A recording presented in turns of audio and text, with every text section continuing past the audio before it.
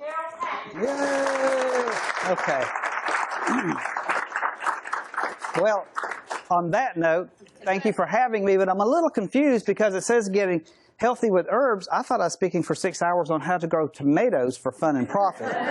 So I'll have to switch gears here. Let me tell you a little bit about myself. First off, am I loud enough for you? Can you hear me? Okay. In 1983, I got out of the military and was homesteading. I raised everything you could raise. Goats, sheep, bees, pigs, anything and everything. Had every Mother Earth News magazine, every countryside, and was farming almost full-time while I went to school at Jacksonville State studying special education. So you should be no problem today because I spent 30 years as a special ed teacher until this last year. Anyway, in 1985, after about 5 different people came to me and said, you need to go see Tommy Bass up in Leesburg, I decided to take a 20-minute trip. And none of these people knew each other. And I thought, well, that's interesting. All these people tell me I need to go see this old fella.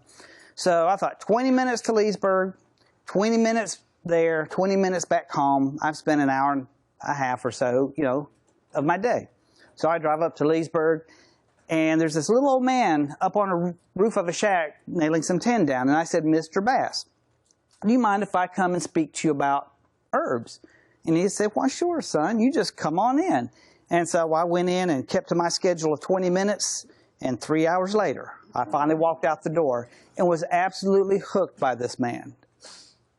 And up until that point in time, my knowledge of plants was what most people would have. It was, you have pine trees over here, and over here, that's everything else.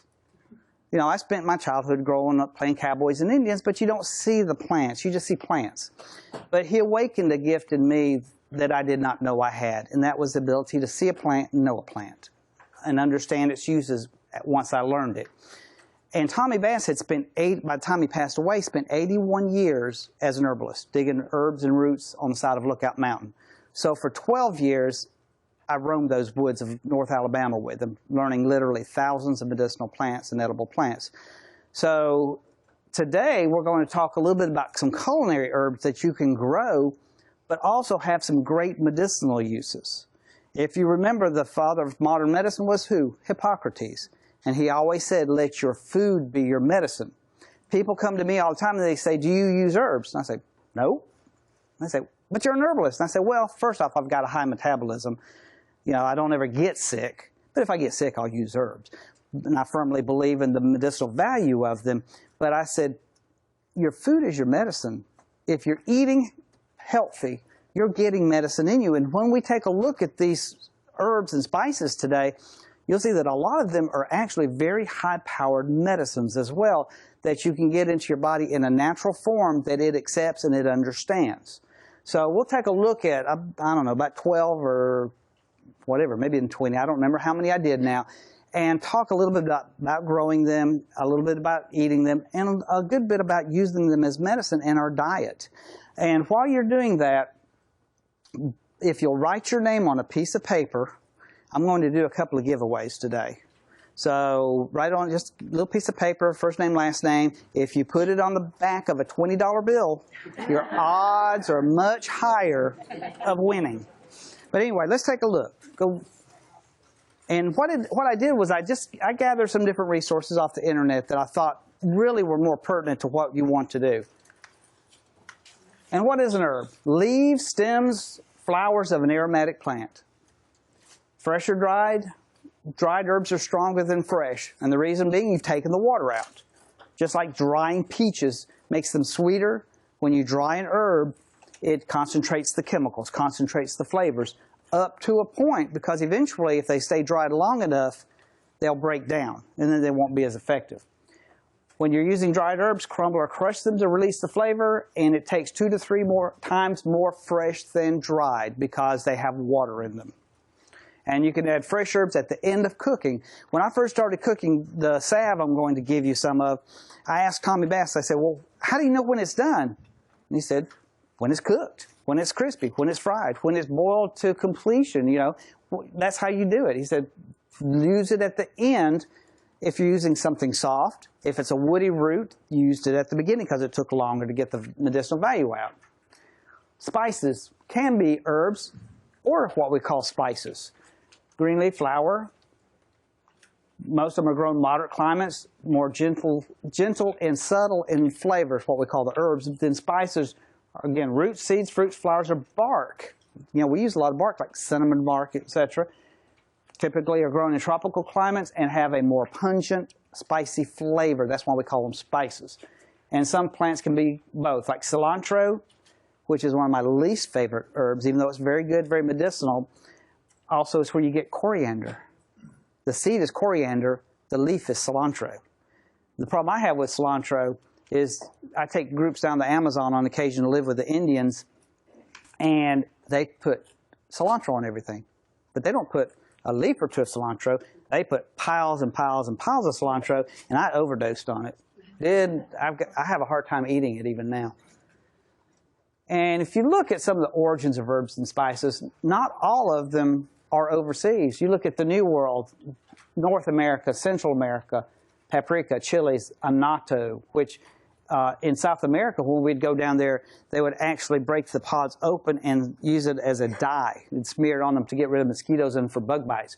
Juniper, horseradish, tamarind, vanilla, those are all actually New World spices. But then you go to Europe, you got some of the milder ones. The Far East, you start to get, in India, you start to get into the more spicy ones.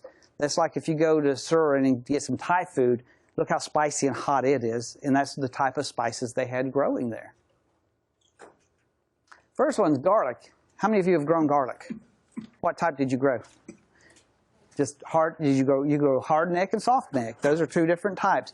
Some people also grow elephant garlic, which is actually not a garlic. It's more of a shallot than anything, but it tastes garlicky, and they grow wild here now. They've naturalized, and I have big patches that I go out and gather this from. But if you look at garlic, we'll go into the medicinal uses in a little bit, but you grow it from cloves. You can grow it from the scapes where they'll put seed on top of it. And one of the things I always thought interesting was traditional to plant garlic on the shortest day of the year, but you can actually plant it in the fall. Just, you know, once they dry, they go to seed, they dry. Right now my elephant garlic is blooming, so those seeds will dry up onto the flowers, and then you can dig them up, dry them separately for a day or two, and then braid them and store them, and they'll last till fall, just like onions will, same way.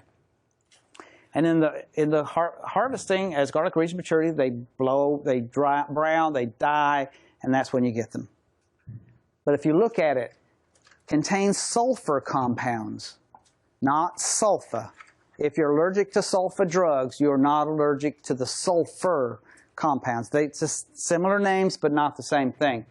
And according to the National Library of Medicine, which is part of our National Institute of Health, it's excellent for things related to the blood system, the heart, arteriosclerosis, high cholesterol, heart disease, and it is a powerful, powerful antibiotic. If you either eat it raw, which means everybody in the family has to eat them, or else, or you ferment them. If you just cook garlic all the time, you're not getting much of the medicinal value out. A lot of the sulfur compounds are destroyed. So you either eat it raw or fermented. And oftentimes when you ferment it, you'll find that it turns blue. If you ever eat kimchi, you'll see the garlic and it looks blue. Nothing wrong with it. That's just a change it makes. But you can use garlic oil, for example, for an earache, ear infection. You just soak it in olive oil, and then you put drops of the warm oil. Have you ever heard of sweet oil? Nowadays, it's just olive oil, but it used to be actually apricot oil from the apricot seed. And you just soak your garlic in there for a couple of weeks, or you can put it in a crock pot overnight, and the next day, strain it off, add a little bit of vitamin E to it to keep it from going rancid. And then if you got an earache, earwax, swimmer's ear, drop it to a garlic oil, take the pain out. If you take this and make what's called a tincture, which is where you soak herbs in alcohol because that extracts the chemicals out, you can actually use just in what we call drop dosages, just small amounts, 20 to 30 drops at a time. And to give you an idea, 60 drops is a teaspoon. So you're looking at 20 drops, you're looking at about a quarter of a teaspoon. Very, very, very good. The only issue you have with garlic, and it's the same issue with onion, is if you eat it all the time, that it can mimic the symptoms of diabetes. They have this issue in Italy and Greece and places where they eat lots of garlic and onions, and people will think they have diabetes, and they don't. Basil, or as they say in England, basil, which is a nice, here's an example of a sweet basil right there. Probably one of the most used culinary herbs out there. It just tastes good. You can just about take a basil leaf and chew on it. Easy to grow. Loves drainage. And you're going to find this out with most culinary herbs. They like good drainage. If they're waterlogged, with the exception of the mints, they are not happy. They will not do well. And make sure the soil is well dug and weed free, because this is one of the weaker herbs. It does not compete well at all. And it grows well from seed, though. You know, you can go to Walmart or Lowe's and buy the plants. That's the easiest way to get them started. And I brought these this way. I went to Lowe's yesterday simply because I didn't want to go digging up all my plants. But you grow basil easily from seed. And there are many different types of basil. Some are much spicier. Some are milder. Sweet basil is just, to me, it's just better than all the other ones as far as being able to go into a lot of different dishes. And it needs a lot of sunlight, at least 6 to 8 hours a day. Does not like to be scalded, though. Does not like to be cold. It wants it, you know, like mama bear, just right.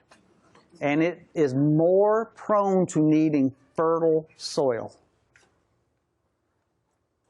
We'll talk about rosemary in a bit. And rosemary, I mean, you can just put it in a landfill and it's happy. Whereas this needs good fertile soil to grow. And if you look at it, very calming to the stomach, sort of like peppermint is. Good for gas, very good cough and cold medicine as a tea. And it tastes good. It makes a good tasting tea. If you have a headache, take basil leaves, put them in a pot of water, bring it to a rolling boil, and then just put a towel over your head. Inhale that steam. Those aromatic oils will actually open your sinuses up and give you temporary relief. And by steaming yourself, you're also going to get it into your lungs, and it will calm a cough down. How many of you know somebody that's had the walking pneumonia this last year, where it's just like constantly could not shake that cough? This is a good one to use to do that. Another one out of your garden that is not on these slides is if you grow any of the mints such as bee balm. Take some of the bee balm, the Oswego tea, Menardas, put those in a pot, put a towel over your head, and inhale that steam. And not only will it open your sinuses up, it's a good antiseptic herb, and it's very high in a chemical called thymol, which is where Listerine gets its wang, that bite and taste, and it's very healing to the sinuses and to the lungs. Very strong antibiotic properties. In Europe, they have a commission that's called the German Commission E. And the German Commission E is sort of their FDA equivalent for plants, because in Europe, plant medicine is highly accepted. It's highly regulated too, so I hope that system doesn't come here. But they do. You go into a pharmacy and they'll steer you to herbs just as much as they'll steer you to a pharmaceutical drug. And it's being investigated for the use of treatment for antibiotic-resistant things like MRSA, staph, things of that nature, C. diff, E. coli, and they're showing some very good results with what they call double-blind placebo-controlled studies. These are not just somebody saying, hey, go take some basil and it'll act as an antibiotic. They're doing those placebo-controlled studies that show that it is very effective. And you know as well as I do how hard some of these antibiotic-resistant things like MRSA are. Years ago, I used to work, I don't know if they even still exist, when Hank's Ambulance was here. I was training paramedics in Gadsden, so I worked down here to keep my skills up. And we were more concerned about somebody who had MRSA or a staph infection than AIDS, because you were much more likely to catch it working with people. You had to take much stronger precautions. Rosemary. And here, well, where did it go? Here's a little bitty one. A very long-lived, tough plant. I have one in my yard that is probably, what's left of it now is dying, is 40 years old, at least. And they get real woody, real large, very easy to grow. excellent. I mean, there's just nothing like rosemary as far as being good in everything. We'll take and, you make chicken, barbecue chicken, throw some rosemary in it, stuffing, throw some rosemary in it. And this is an example of one that likes dry soil. I can click that forward. And the drier it is, the poorer the soil is, the better the flavor. You give it a lot of fertilizer, a lot of loam, plenty of water, and it'll grow great, but it won't taste as spicy. It won't taste as good or as aromatic. And just use the new growth. I like it better dried than fresh, unless you're sticking it in, like a turkey or a chicken you're baking. But if you want the real strong aromatic flavor, go ahead and dry it. This is a good one. If you ever look on the internet and look up a thing called no-knead bread. I don't know if you've ever heard of that. That means it's bread you don't need. It comes out like those lumps of bread that the macaroni grill will give you. You put rosemary in with the rock salt put on top of it. It is so good. And easy to grow from cuttings, soft and hardwood cuttings.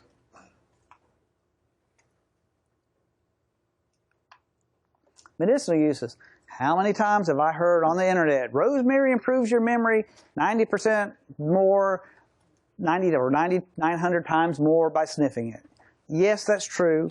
I wish people wouldn't put all this stuff on the internet, but it's true. It actually does improve the ability to remember things. And are you familiar with the term aromatherapy? Well, aromatherapy is where you breathe in the smell of a plant and it makes you calm, or it makes you more stimulated and awake, etc.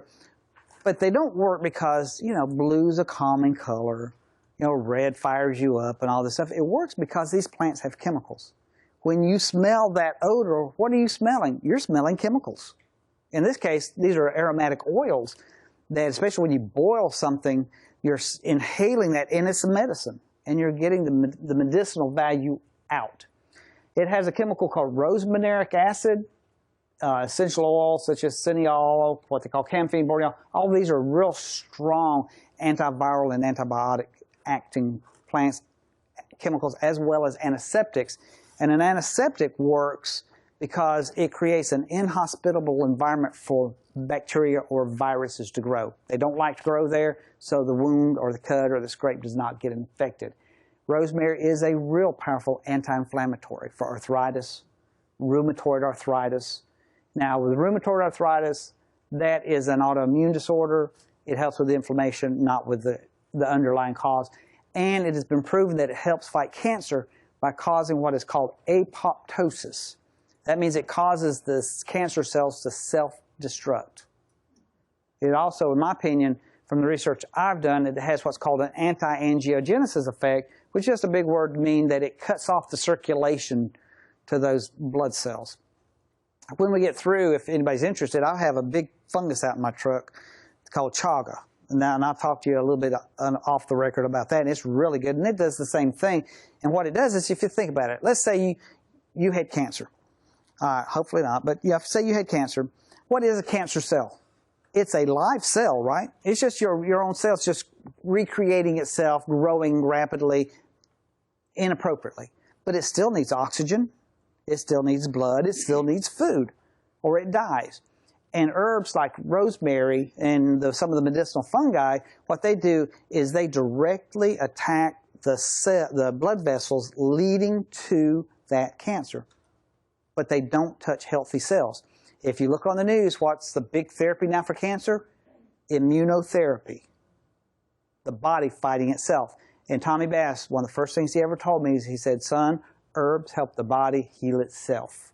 And that's what happens, is these herbs help the body fight the cancer.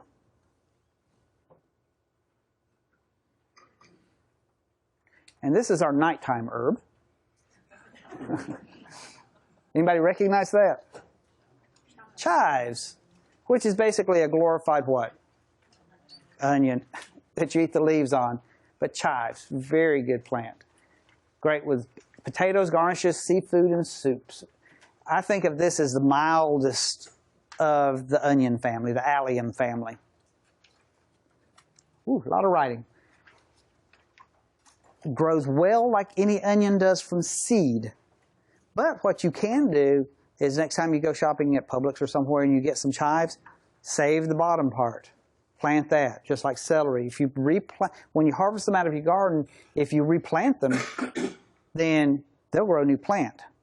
Because you're only using on these the leaves, but if you dig them up, on any allium, snip the bottom off. Also, chives are very, very good at being pot friendly. They like to grow in pots. They're easy to grow indoors. And a lot of times I grow some in my yard that they don't seem to do well at my house for some reason. They sort of hang around, but they're so pretty blooming. That's why I keep them. Any allium, including chives, including onions. Have you ever heard of walking onions?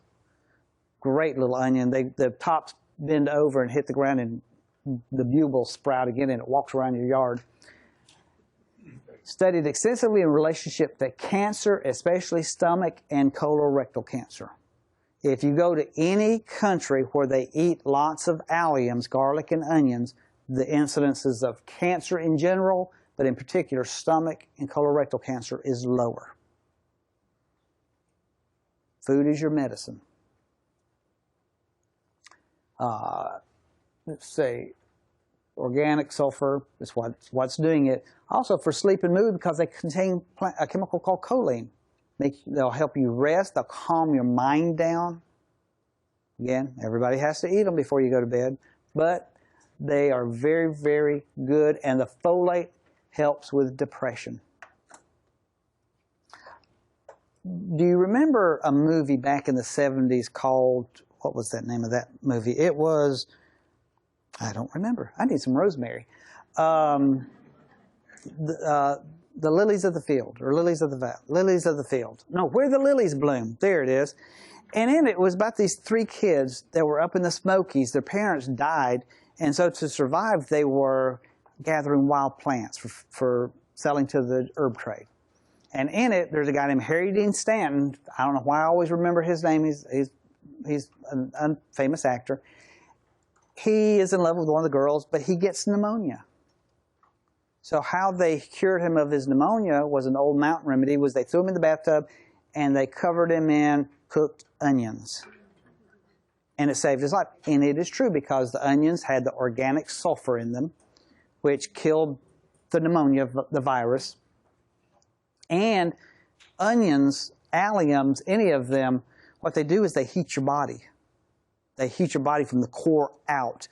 And that, in turn, helps the body fight disease, because your body heats up and it kills the bad bugs.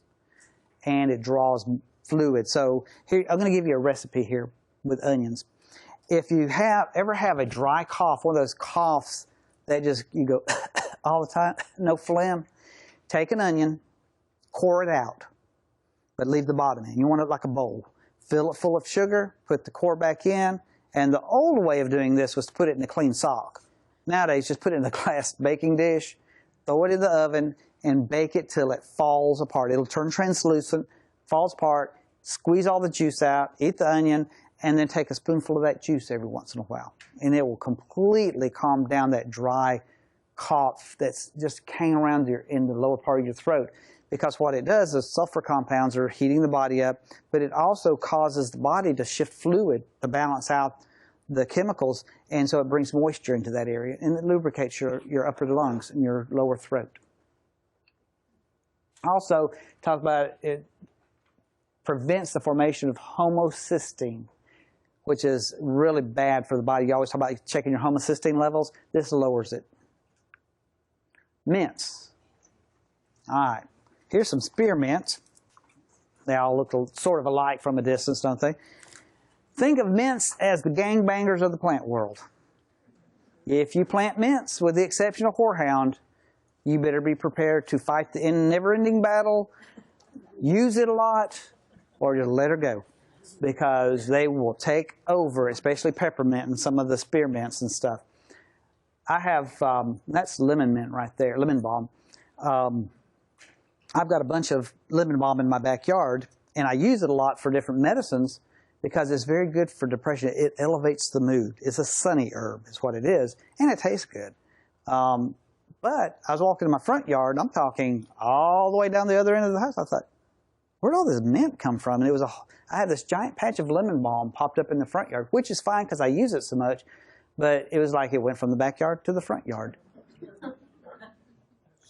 And you will have mint if you ever plant mint. Now, have you ever heard of horehound, like in horehound candy?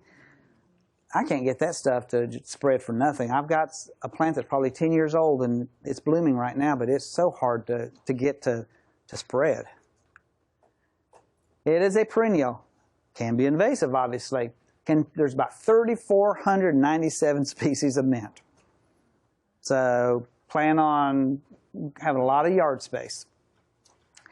Interesting thing about mints is that it has a square stem, correct? Any plant with a square stem that you find, say, in Alabama will be either a mint or a verbena. And the old traditional herbal belief, and it's true, was that if a plant had a square stem, it was a nervine. It calmed you, relaxed you, took pain out. So if a plant has a square stem, you know that it's going to have a calming effect. Now, on the flip side, you have some plants that then, like peppermint, can also be a stimulant. You think, well, how's it a stimulant and it calms you down? Well, it doesn't stimulate you like Kramer, when you're jerking around. It stimulates the flow of blood in the body, circulation, to make you be healthy, while at the same time calming your nerves down. Sort of difficult to grow from seed, which is probably why my horehound's not doing well. And easy to harvest, easy to store. Just snip it and go. You can butcher it to the ground and it'll still come back. And it likes to be harvested all the time. The more you pinch it back, the better it grows, the more new growth. I'll go out and pinch my lemon balm almost to the ground at times and go back a week later and it's all popped back up. And this is an interesting thing about mints, is when I teach in my herb school that we have, I teach plants year-round. And I say, if you want to understand plants, you want to know what they look like in the wintertime as well as what they look like in the spring when they have these beautiful flowers on them. Mints, oftentimes, especially the wild ones, will come up about that tall and then sit there until spring. So you have a foot of snow on the ground. Underneath that snow are mints, and it doesn't hurt them. They just sit there, hunker down, and wait for spring. So you can actually pick fresh mint often in the wintertime. And they're easy to grow indoors. I mean, you can just about take mint, throw it on the cement, and it'll grow. And it's very easy to just grow in a glass of water and to root in a glass of water. You can root them in potting soil, a good potting mix, put a little root tone on some of these plants like rosemary. Mint, just throw it in some water, let it root, stick it in the ground, or just stick it in the ground, lay it down and layer it, and it'll grow. Calms the nerves, very good for the stomach. Peppermint candy for a sick stomach, especially good for the sick stomach, where you got nausea associated with it. Bad breath, very good for pain in the colon, diverticulitis pain, especially what they call enteric-coated peppermint. Peppermint can be a little spicy, a little hot, and the enteric coat means that it'll break down once it gets to your intestines. Very good respiratory tract and just good for headaches in general as a warm cup of tea. Be careful drinking peppermint tea, though, because if you drink it real hot, like a hot cup of coffee, it acts as what is called a diaphoretic. That means it will make you sweat. So if you want to break a fever, you can make a hot cup of coffee, drink it, cover up, and you will soak the bedclothes. It's that good a diaphoretic.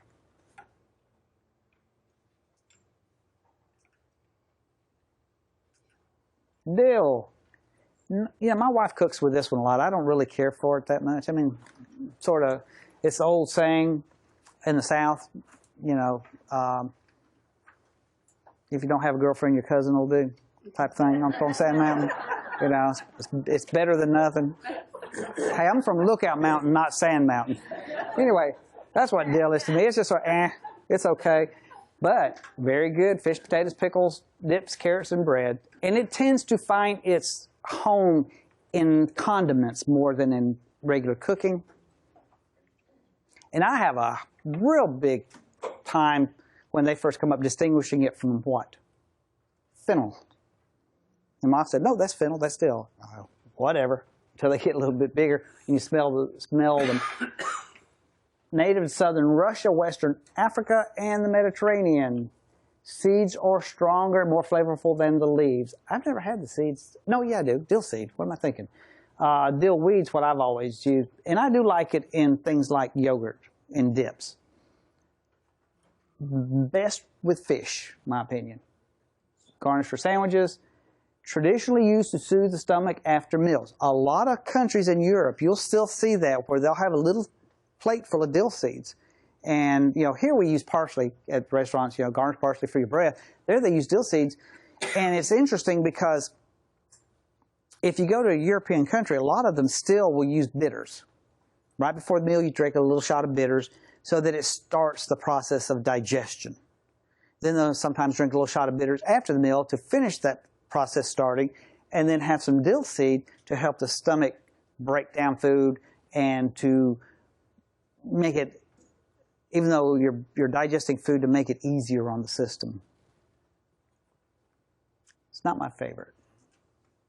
But it is a powerful antioxidant herb, which scavenges what are called free radicals and carcinogens. It breaks down those carcinogens in the body. Very powerful antibacterial.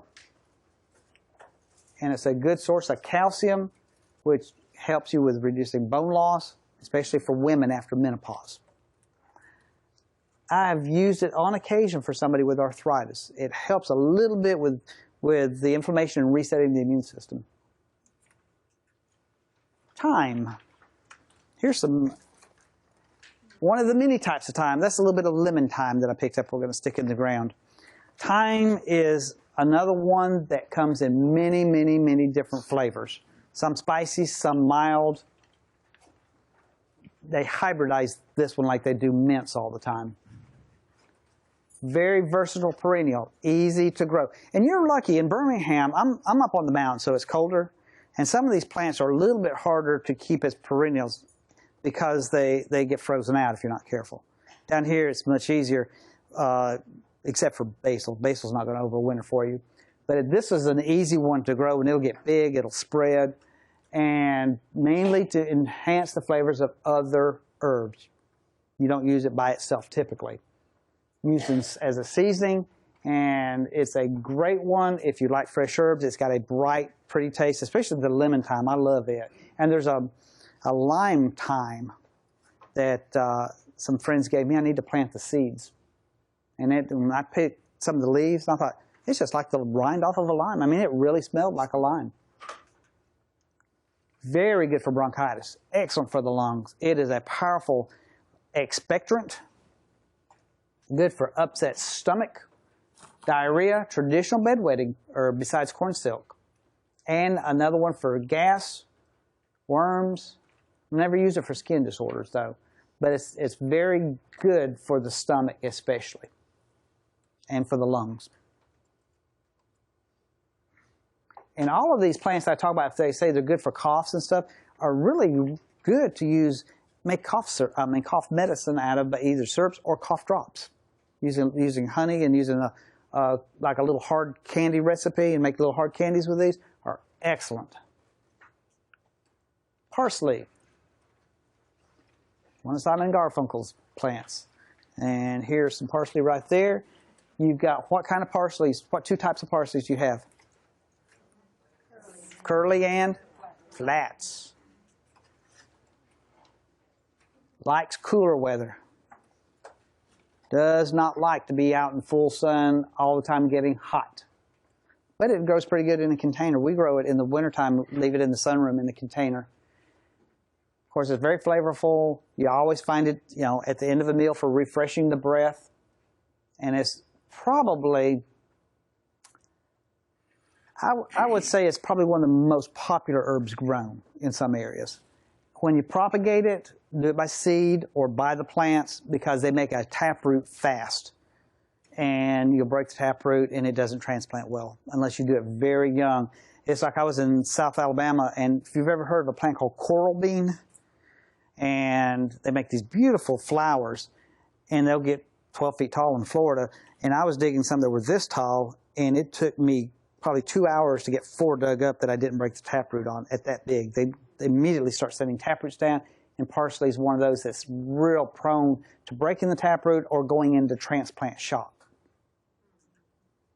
Medicinal uses: high in iron, rich in vitamins A, B, and C, and trace minerals, boron, and fluoride. Very good for osteoporosis. Need to eat it every day if you have that problem, and it helps the body to keep the calcium in your body. And that would be lemongrass. Right there we go. Lemongrass, I love the smell of this stuff. Chicken and seafood or tea. I love this as a tea. Great insect repellent also. Loves full sun. This is a good example of here where I live. If I can get it to survive over the wintertime every other year. If I mulch it, cut it back, mulch it real heavily, here you ought to be able to overwinter it pretty easily. Down South Alabama, I've got a friend in Selma, and his will stay alive year after year. But it can grow in pots. Colder regions, dig it, trim them back, put them in smaller pots, stick them in the sunroom or in the garage. And in Alabama, further south you go, the better it will overwinter. Mine died. I had one this big, a huge plant. And we picked off what we wanted to use. That was it. Died over the wintertime. Sad to see. Use the base of the stalk when it's about a foot tall. Don't pick it any earlier than that, or you'll risk damaging the plant. Infuse it in teas, broth, soups, raising liquids. Anything you like that little bit of lemony flavor to. I like it because it's lemony flavored, but it's not what? Acidic. It's not sour. Marinades, stir-fry salad, spice rubs, and curry. Hate curry. Overdosed in Fiji on that stuff. Terrible stuff. Can't eat it. In Fiji, we went on our honeymoon in Fiji, and they put, because of the Indian population there, they put curry on everything. They had like curry hamburgers, you know. It's just curry, you know, breakfast cereal had curry in it. I can't take it no more. It's like cilantro. The leaves of the oil are used to make medicine. Still official medicines. Lemongrass used for treating digestive tract spasms, stomachache, high blood pressure, convulsions, pain, vomiting, achy joints, fever, you name it, this plant will work on it, it seems like. A lot of times if you get an herb book, what you'll see is, here is lemongrass, or let's say, no, here's peppermint, and they'll list 50 different things it's good for. And really, when it comes down to it, about 3 or 4 are the main things it works on. Lemongrass, most of the things that you see written about it tend to be true. It tends to work that well. Very brightening herb, elevates the mood, makes you feel better, and it is a real good germicidal plant to kill germs in your body. Makes a good tasting hot tea. This is oregano. Again, I use this a lot, not one of my favorite herbs just because it's so strong. But once it's cooked, it sure is good, isn't it?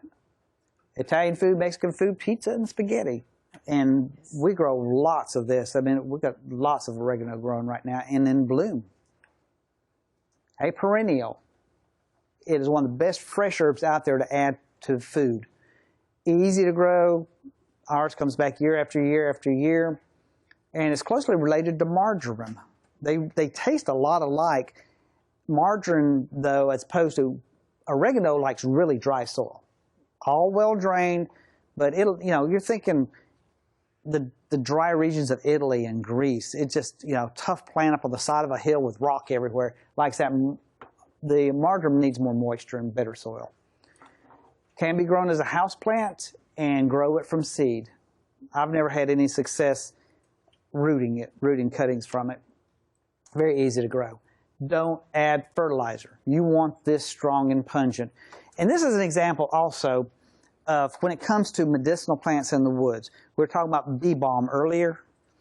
If you take a bite of the wild bee balm and chew on it, the thymol in it is so concentrated that it'll get hotter and hotter and hotter, and eventually you'll spit it out. In fact, my next door neighbor's wife is from Mexico, and I said, Mara, here, try some of this. And she spit it out. I said, oh, that's too hot for me. And yet, if you get the same plant in your garden, because it's fat and sassy, we've watered it, we've fertilized it, it's gotten rid of a lot of those chemical defenses, and so it's mild. You can sit and chew it, and it'll get a little spicy, but not so bad. But you take that same plant, put it out, and leave it alone for 2 or 3 years, it'll get hot and spicy. And you want the hotter and spicier it is, the stronger the medicinal value is. And you want to pick the flower buds as soon as they appear to make it leafier. Very high in vitamin K, which is unusual in the plant world except for a few garden plants. Very strong antibacterial and very high in antioxidants. I don't remember the exact number, but it's one of the higher plants as an antioxidant. And they are what scavenges free radicals, which helps you from aging as rapidly. Sage. Who doesn't know sage? But there's a lot of different types of sage, you know. Pork, turkey, stuffing, obviously mushrooms. Believe it or not, this is actually one of my favorite hot teas.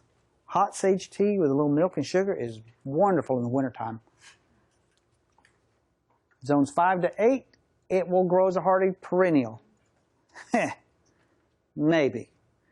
What you find is that this far south, because we are so hot and humid, it gets real straggly sometimes. You know, this is a nice one out of the garden shop. You know, give it a year or two, and it'll be a lot woodier. But it's a perennial. I mean, it'll do well. Does not, you know, it doesn't like it hot, doesn't like it humid, but it'll grow here just fine.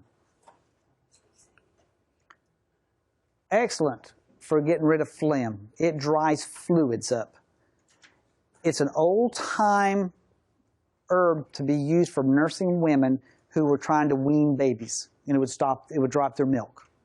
But it wasn't drying up their milk, it was drying up body fluids. So it'll dry up sinuses just as well as that. It'll darken your hair. You use it as a rinse. It will actually bring the original color back. You have to keep using it. Very simple. You don't believe me, do you? Mm-hmm. My hair used to be gray, but look how it is now. Anyway, stimulating tonic, good anti-inflammatory, antiseptic, and antibacterial, and is a good calming herb for muscle tension. You know, you hold it in all day, you know, go home, slap the cat, hit the husband type thing. Sage tea, calm down.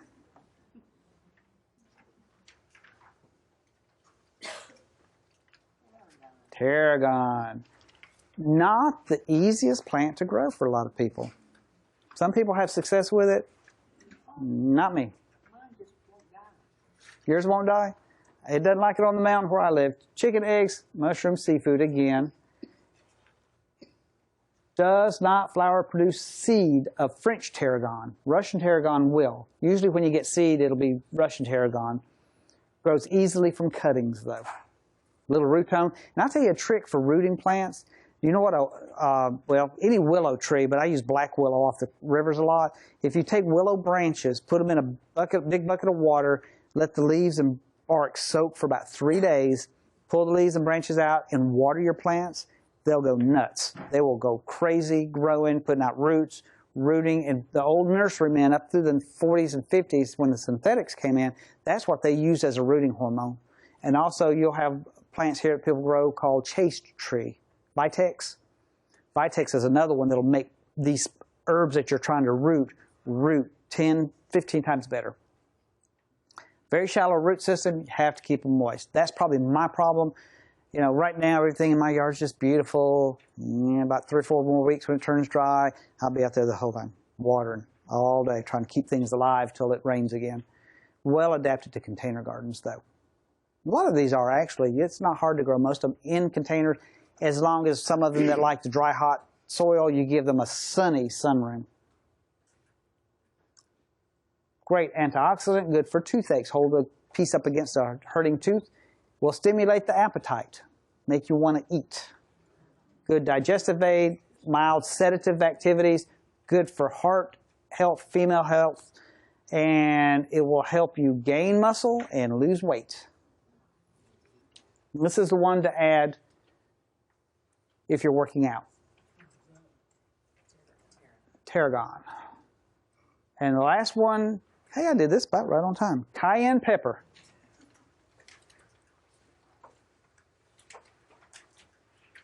Any food can add lots of heat.